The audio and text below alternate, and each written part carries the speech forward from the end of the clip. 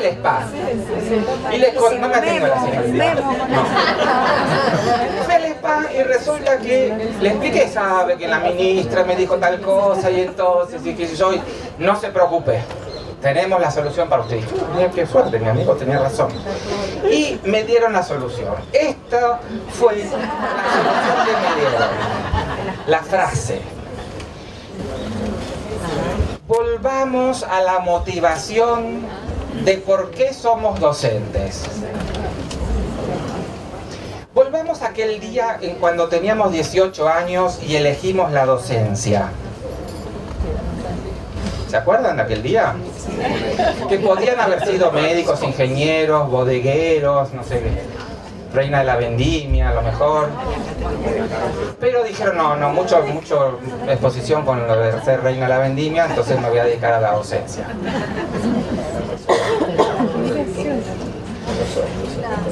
Esto es un ejercicio un poco divertido, que hago el ejercicio del spa, etc. Pero muchas veces nos encontramos como líderes, como docentes, como directivos de una escuela, con muchos problemas. Y a veces tenemos ganas de largar todo. Y lo que los invito es que cuando lleguen a ese punto, se acuerden de esta frase y digan, a ver, yo cuando tenía 18 años y terminé el colegio elegí ser docente, pudiendo a lo mejor haber elegido otra carrera. Y les puedo asegurar que como en el celular, las barritas de la batería automáticamente se cargan y siguen trabajando motivados por el bien de nuestros jóvenes.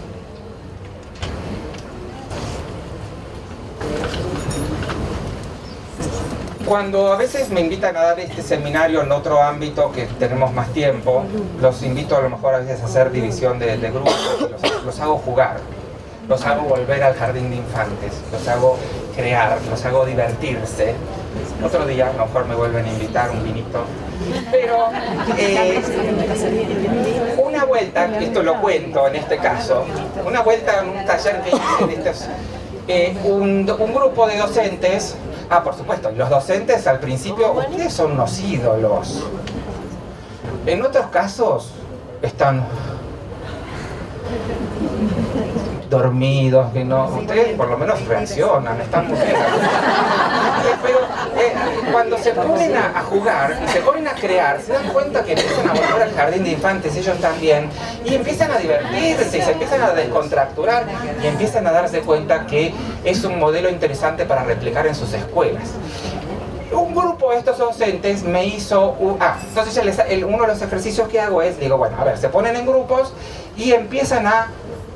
tienen que hacer una historia sobre un personaje líder, real, ficticio, presente, pasado, futuro, que haya usado la tecnología de la manera más disparatada. Y el equipo que elige el disparate mayor es el que gana. Entonces se empiezan y un equipo me hizo una historia que fue fantástica. Pretende ser Cristóbal Colón. Ellos decían que Cristóbal Colón tenía un GPS en la Santa María y que descubrió, gracias al GPS, pero que lo tenía oculto porque no quería que los de la Niña y la Pinta supieran. Entonces, toda una historia del GPS. Entonces me pareció fantástico el ejemplo. Y digo, acá está el GPS de Cristóbal Colón. Ahora, más allá de lo risueño, es lógico pensar que en el siglo XV Cristóbal Colón utilizó una tecnología del siglo XXI. No. Muy bien, alumnos, eso estamos hablando un poco en serio. La reflexión, bien. Ahora, tan ilógico pensar es que Cristóbal Colón en el siglo XV utilizaba tecnología del siglo XXI, como ilógico pensar es que en el siglo XXI estemos en la escuela del siglo XIX. No, porque yo creo, en la época de Colón no existían muchas escuelas, pero capaz que si se levantara de la tumba, lo poco que reconocería sería la escuela. Porque la comunicación cambió, los hospitales cambiaron, los gobiernos cambiaron, el sistema cambió, los coches cambiaron, los aviones cambiaron. Pero la escuela es discutible. Bueno, ahora cuando vea la de los carritos ya va a ser otra, pero bueno. A ver, lo que quiero es que reflexionemos que desde el modelo pedagógico muchas veces estamos hablando que la escuela no ha cambiado, no ha evolucionado en la medida que ha evolucionado el resto de la civilización.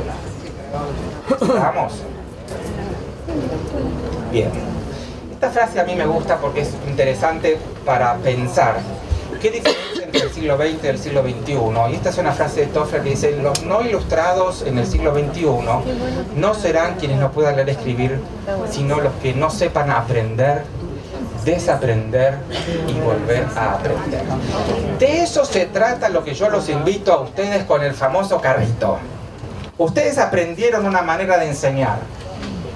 Bueno, tienen que desaprender y volver a aprender sobre cómo utilizar ese carrito en beneficio de ustedes, de sus chicos, de la escuela. Ese es uno de los grandes desafíos que tenemos como sistemas educativos en los usos de las tecnologías. Pensemos, esto es tener la humildad de aceptar que nuestros alumnos piensen de una manera diferente.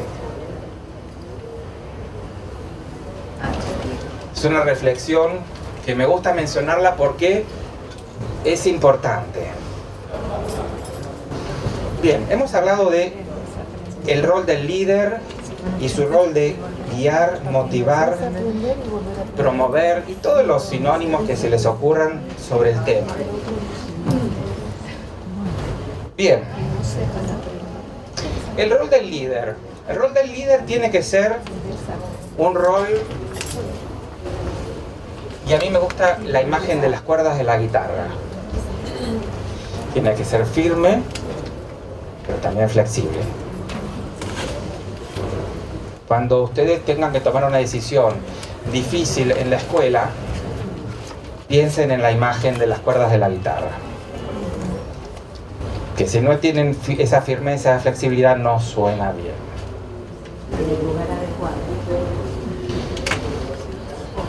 Tenemos que darnos permiso, tenemos que volver al jardín de infantes, tenemos que romper esas cadenas que tenemos, que vamos adquiriendo, que nos van atando a medida que abandonamos el jardín de infantes y que entramos a primer grado y que avanzamos peor en segundo y que fuimos a tercero y que pasamos la primaria y que fuimos al secundario, y cada vez que vamos avanzando un año nos van atando más.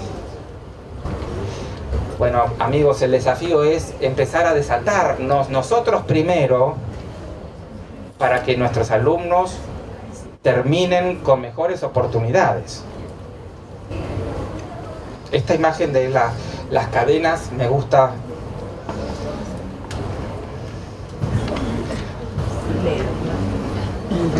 A ver, alumnos, ¿qué es esto?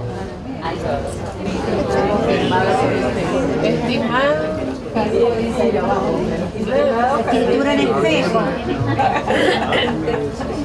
Creatividad, innovación, romper las cadenas, darnos permiso. ¿Quién escribió esta carta? Esto dice estimado Javier Firpo, ¿no? Ese soy yo. ¿Quién me mandó la carta esta?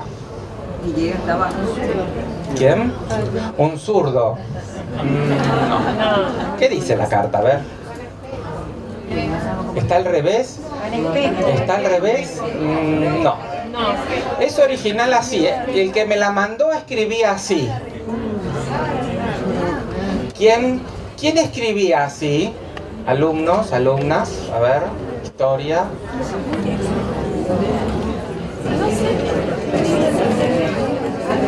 ¿Quién escribía? ¿Quién mandaba así cartas crípticas?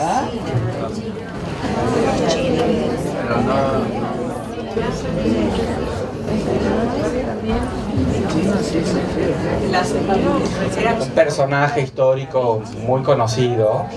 La guerra. Leonardo da Vinci. Y resulta que Leonardo da Vinci me mandó esta carta. Te voy a decir, jaja. A ver. Creatividad, innovación, romper las cadenas. Quiero poner algunos ejemplos utilizados por Javier mismo. Hace unos años, un día me llaman para invitarme a hablar frente al Consejo de Ministros de Centroamérica. Entonces yo dije, wow, no voy a tener muchas oportunidades de hablar con el Consejo de Ministros de Centroamérica todos juntos en una sala para poder charlar. Y encima era de esas conferencias que empiezan a las 7 de la mañana con el desayuno, presentación 1, presentación 2, presentación 3, PowerPoint 1, PowerPoint 32, PowerPoint 58, y a mí encima me tocaba hablar como a las 4 de la tarde y dije, ¿cómo hago para pasarles mi mensaje? Entonces empecé a pensar de alguna manera, y cuando vi la agenda, y vi que a mí me tocaba a las 4 de la tarde, y quiénes eran los que presentaban antes que yo, y lo que iban a presentar, dije, van a estar en el peor de los ronquidos, los ministros no me van a prestar atención. Entonces me escribí yo mismo, por supuesto, esta carta, y empezó la audiencia, me presentan, estaba de corbata, me subo al escenario, había habido unas 500 personas porque eran los ministros con sus equipos, y yo abro el blazer y saco un sobre y les digo, señores ministros, un gusto estar aquí, quería compartir con ustedes una carta que recibí hace unos días y que realmente me preocupó muchísimo, y pongo esta.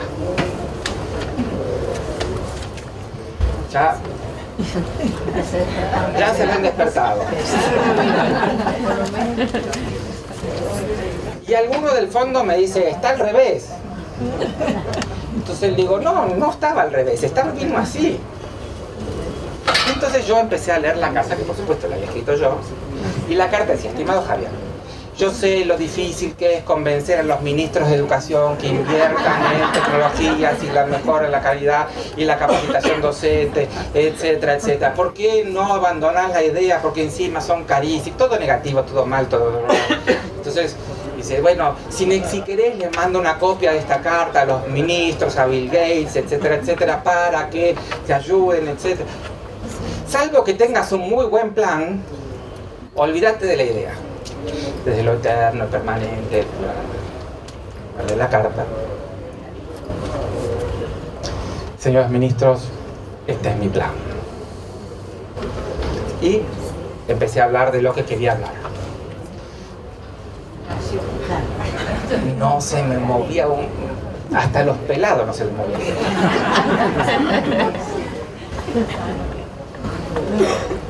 Creatividad, innovación, cómo pensar, captar la atención de los chicos. Con la tecnología es mucho más fácil. Tenemos que empezar a tener estrategias innovadoras sobre cómo lograr esto. Pasaron los años y pues saben que los ministros se van, vienen, se van de un ministerio a otro, se renuncian, se van de ser diputados. Y más de un ministro, de ex ministro, alguna vez me lo he cruzado en alguna otra reunión, en algún aeropuerto, y me dicen, ay, usted era el de Intel, el de la carta de... Y pasaron los años y todavía se acuerdan de esa carta. Misión cumplida.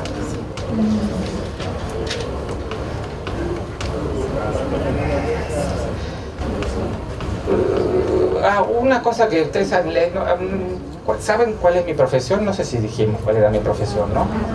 ¿No? Qué suerte. Porque si no hubiera sido complicado, ya hubiera tenido... Yo lamentablemente para ustedes, cuando tomé la decisión de ir a estudiar en la universidad, tomé una decisión que en aquel momento yo pensé que era la correcta, pero me equivoqué. Estudié Derecho. Soy abogado, pero además de ser abogado tengo otra profesión. Y esa profesión empezó además de amante de la educación, por supuesto, ¿no?